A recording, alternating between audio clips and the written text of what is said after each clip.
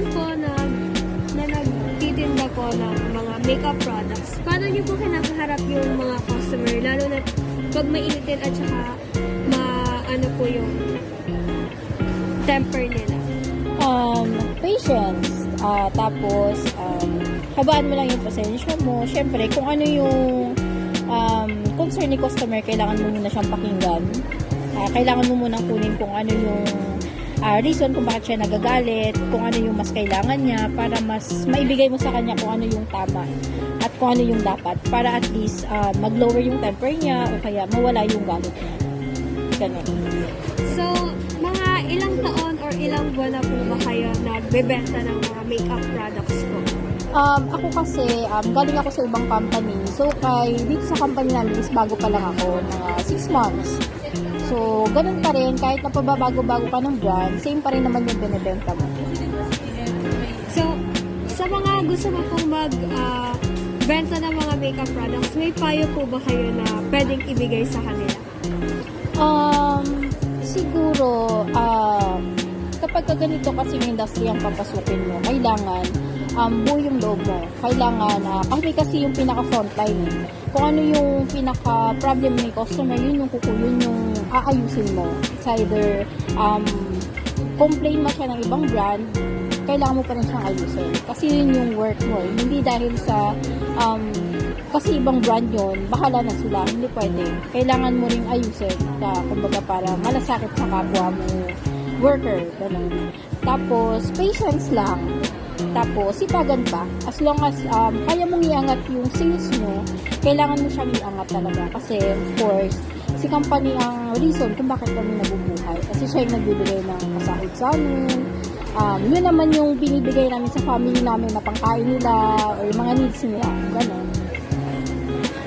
Thank you po. Maraming salamat. Na-inspire ba kayo? Charis! Maraming salamat po. Sige. If okay lang po, pwede po ba naming malaman yung pangalan niyo po? Denzel po. If ever po, as someone na nagbebenta po ng cosmetics or makeup products, paano niyo po kinakaharap yung mga customer na marereklamo or hot-headed? Ano po, pag nagreklamo, i-address na po yung issue ng mainaw. Tapos kung kaya mo naman po i-solve naman. Ibibigay naman kung ano yung kailangan ni customer. Yun po. So, ilang taon or ilang months na po kayo nagbebenta ng makeup products? 5 taon na po. So, kung may mga nagbabalak na magbenta or magtayo ng business na ganito po, ano po yung maipapayo nyo if ever? Kung gusto niyo talaga ng ganitong business, tuloy niyo lang. Tapos alamin niyo kung ano yung market niyo para maging successful kayo. Yun lang po. Maraming salamat po, sir. Thank you. Good morning po, ma'am. First of all po, want po namin malaman yung name po. Pwede po ba? I'm Kate Leona. So, ang first question po namin is, as a person na nagtitinda po ng products, na katulad ng makeup products po, paano nyo po kinakaharap yung mga customer na hot-headed or marireklamo? Unang-una, ginagawa talaga as a employee or sa surrounding talaga. Kailangan mahaba yung pasensya mo sa customer. Unang-una doon yung patient mo sa customer kung paano mo sila i-assess, paano mo i-handle yung bawat customer na may init yung ulo. Like for example, may customer na nagre-react about sa product mo. So, kailangan ikaw mismo magpe-patient ka kasi unang-una, customer is always right. So, gano'n na po kayo katagal nagtitinda ng makeup products? Ako, almost 2 years na akong nagtitinda. And then, okay naman, maganda naman. Depende kasi yan sa entertain mo sa mga tao kung paano mo i-handle yung bawat product mo.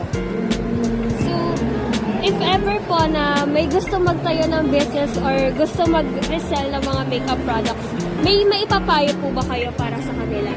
Yes, ako, kung magtatayo kayo ng business or like kagaya nito, makeup, kailangan patient kayo, kailangan mahaba yung pasensya nyo, kailangan yung focus nyo is sa negosyo kung gusto nyo mapaunlad yung negosyo nyo.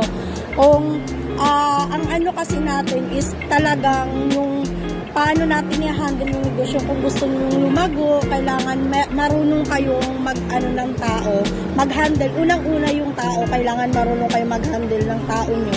And then, sa ano po is kung paano lalago, kailangan talaga is patient sa bawat customer.